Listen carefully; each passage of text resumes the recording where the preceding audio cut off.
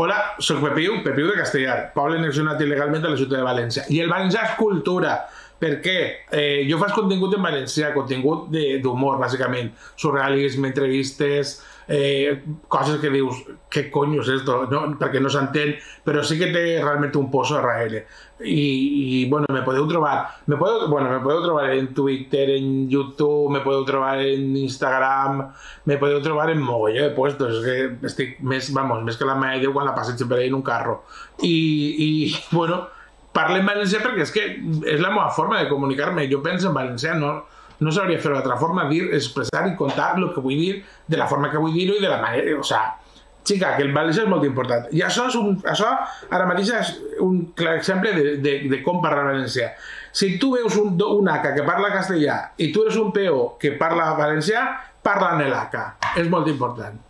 I me podeu trobar en el OnlyFans per 10 euros al mes.